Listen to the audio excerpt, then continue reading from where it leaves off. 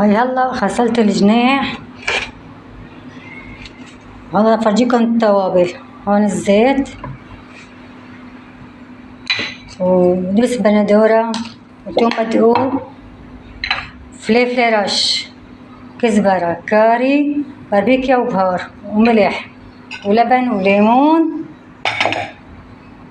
هلا مفرجيكم طريقة تتبيله.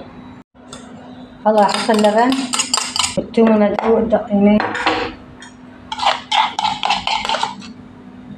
والبهارات، دبس بندورة أو دبس فليفلة، إيش متوفر عندكم بصير. هاي الزيت حركهم. والله هيك صارت جاهزة. هلا نحط الجناح فوق الصلصة اللي سويناها ونغطسهم. نرش الملح على الفروج. والله هيك صاروا جاهزين، تبلوا خلصوا، نعفن ساعتين 3 بعدين فرجيكم شنو نسوي.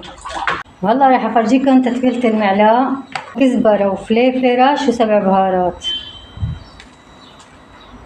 وثوم مدقوق. هلا نرش الملح. هلا شوي زيت، الزيت بيعطيه طراوة. هلا بدنا نحركه ونعيفه كمان ساعتين 3 أو لتاني يوم بصير كمان بغبغب، بصير أطيب. كل ما غبغب بصير طيب.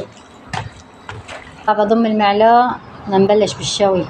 هاي جناحات عم نشويهم، شوفوا ما أحلاهن على المنظر. هاي المروحة هون، هاي أحلى طريقة، لا منكش ولا شي. حط المروحة قدامهم وكشوا لحولهم، بس نحن بنقلم. وهلا هاي النتيجة النهائية. اعطوني رأيكم هالأكلات الطيبة. الله.